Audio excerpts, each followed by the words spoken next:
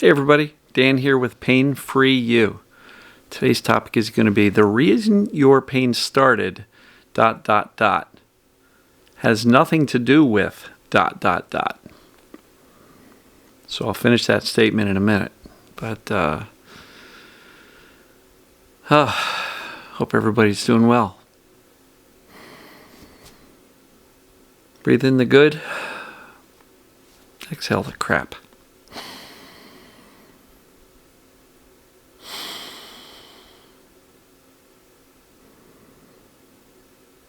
Breathe nice and slow in a relaxed body. That'll send a message of safety to your brain. So, the reason your pain started has nothing to do with why it still persists. Let me adjust that. The reason your pain started may have nothing to do with why it still persists, but most likely it was the first one. It doesn't have anything to do with why your pain is still going on. And when I say the word pain, I mean other symptoms too, because there's a lot of people that don't necessarily have pain, but they have other symptoms that are still created by a brain perceiving danger.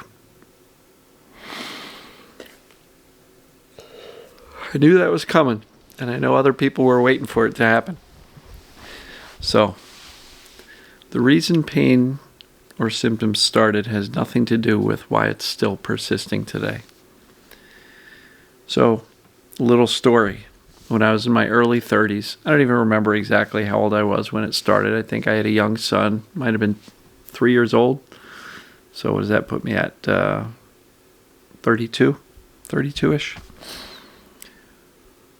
You know, I bent over to put on my underwear of all things. And whammo. First major back pain, back spasm. Practically dropped me to my knees. And somehow I made it to work. We actually had a golf outing that afternoon. So morning of work, golf outing in the afternoon. And I made it through, but very, very painful. So why did I have the onset? Excuse me. Why did I have the onset of pain? What was going on in my life? I was 32, pretty well broke, in debt, renting, with a little kid, a marriage that was good but had some problems, long commute, stressful job, lots of pressure to earn money, thinking about having a second kid. And here's the interesting thing.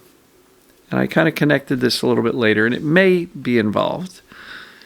But this golf outing was going to be the first time I was playing golf on a real course. And a couple of my buddies from work had just started teaching me how to play, going to the driving range at lunch. And, you know, I was very brand new at it, didn't really know what I was doing. And my history with sports wasn't good. When I was very little, I played in the Little League. I don't know how old I was, 8, 10 years old. And I actually went an entire season without hitting the ball once. 0 batting average. So I had this past experience where I got made fun of. And quit Little League right after that. And that was my experience with sports. Being really bad at it and getting made fun of. And so here I am in my early 30s, getting ready to do the first golf outing. First time playing on a real golf course. Now I'm going to be playing with a few of my buddies who have a tendency to bust my chops, right? Already. Even at the driving range they were. So I think my subconscious just remembered this early childhood experience of being awful, 0 batting average on the baseball field, kids making fun of me, even the coach saying, "Oh, you're not made out for this, Buglio," you know. And possibly my subconscious, in addition to all the other stuff that was going on about my life, maybe my subconscious brain says, "Oh, let's protect him from playing and making a fool of himself." Thus, the back pain. Now, it didn't work because with pain, I went out and I played. And But 3 days later, I could barely get in and out of the car to go to the chiropractor, and that started 13 long years. So, what was going on at that moment when I got my first wave of back pain has nothing to do with the reason that it lasted for 13 years. Right? Once I had the back pain, I was distracted. I was protected from doing things like that because I didn't play golf again for a while. And so, I think I made every mistake in the book. If you'd like to know the mistakes that I made, go to painfreeyou.com, enter your email address, click. There's a download link for the 11 mistakes document. But I literally made every mistake possible. I was thinking about the pain all the time. I was terrified of it. I was avoiding things. I was avoiding behaviors and movements and positions. I would talk about my symptoms all the time. I would research them as much as I could. There wasn't the internet way back in those days. But I was thinking about it all the time. And even though I found Dr. Sarno's work, I'd get better, get worse, get better, get worse, get better, would come back again, would stick around. After a while, it just became persistent and long-term. So, in hindsight, what was I doing?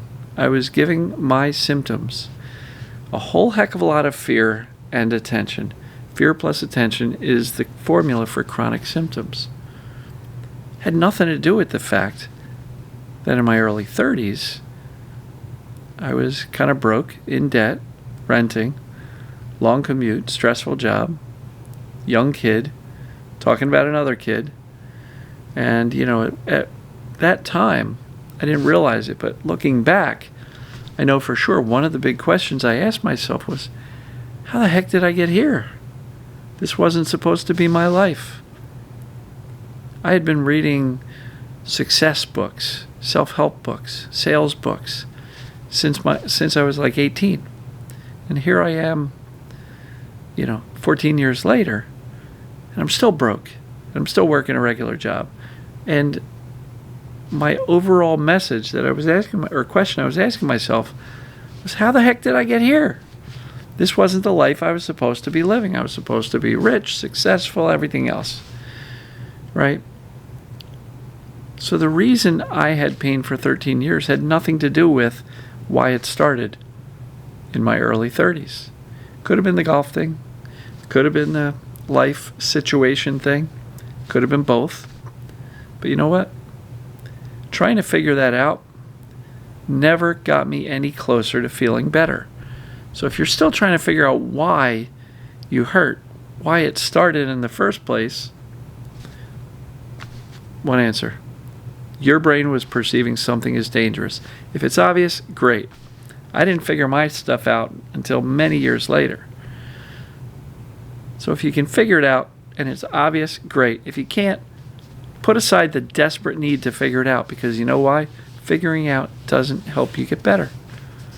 Teaching your brain that you're actually safe does. Clarity, that you're okay. Clarity, knowing that perceived danger is the only reason why you've got symptoms. Period. So that clarity, what's going on? Does it apply to me? Is there a solution? Yes, you're in it. Right? You're learning. And do you have what it takes? Please make the decision that you do. Because if you decide that you don't have what it takes, you're not going to make too much progress. And then you're going to say, see, I knew I was right. I knew I didn't have what it took. So we don't want to do that to ourselves. What we want to do is give ourselves every opportunity, every possibility for this stuff to work. Because it does, folks. This stuff works. So the reason you're still in pain has nothing to do with the reason why it started. I would say that's the case in most cases. Look, some people start digging for long-lost relics of their emotional past. And they can journal for months, years. They can do therapy for years. They still have TMS. They still have perceived danger pain. How is that possible? If it's all just about the emotions, how come people can do all the emotional work and not get better? I was one of them. I journaled for 6 months. Didn't get anywhere. I really didn't get anywhere. So clearly, for me, it wasn't just the emotional stuff. I had to decide that I was not broken, that I was going to live my life regardless of whether or not I hurt. Had to finally decide to stop avoiding things, stop saying no to opportunities to live life, stop talking about my symptoms. Had to start coaching my family, stop asking me, coaching my neighbors, the same thing. The reason you are still in pain likely has nothing to do with why it started. The only answer you need regarding the why is that your brain was and likely still is perceiving danger. It's our job to teach the brain right now that you're safe right now. That's it. It's not overly complex. So if you're the type who spends a lot of time trying to figure out what's going on, it doesn't get you any closer. And that also holds true for why you might feel okay one day and then worse the next day. Why? Because the next day your brain perceived danger. Could have been the fear that I might have done too much yesterday. Could have been the fear that I'm feeling good. Oh, it's too good to be true. I hope it doesn't come back. Fear, fear, fear. Boom, whammo. Here it comes. You don't need to understand why. You don't need to figure it out, because figuring it out doesn't give you the solution. All that does is give you something that you say, well, that's a trigger that I now want to avoid because I don't want that to happen again. Now all you end up with is a whole list of things that you don't want to or feel you shouldn't do again, and now your world shrinks and gets really small. We don't want to identify our triggers, and if you do, don't write them down. We don't need to know that. We don't want to avoid triggers, because all that does is confirm that those triggers are dangerous. That's the opposite message of what we want to teach our brain. So the reason we're in pain now has nothing to do with why it started. The only reason is that your brain must have been perceiving danger at the time. Life-wise, stress-wise, financial-wise, interpersonal-wise, family deaths, loved ones in trouble or having difficulties, issues with your kids, whatever. Sometimes life gets pretty lifey and symptoms show up. But it doesn't have to moving forward. Why? Because we have better information now. And we can teach this overprotected brain that we're actually okay. And we don't need to hurt. We don't need to have symptoms. So, stop looking for the reason why. Why did it start in the first place? Doesn't matter. Why did the symptoms go up after I'd been feeling better? Doesn't matter. Why did symptoms come back after I was completely better? Doesn't matter. Perceived danger is the only answer you need. What's the solution? Now you're really close to it because you got the cause isolated really firmly. The solution is teaching your brain that you're actually safe. Don't overcomplicate it with all of this digging and turmoil and therapies and journaling and trying to figure out exactly what your triggers are so you can avoid them. Right? The only thing that gets you closer to feeling better is safety messages consistently. And that has to start with the foundation. Know what causes symptoms. Know that it applies to you. That's the only thing that's going on. 3, know that there's a solution.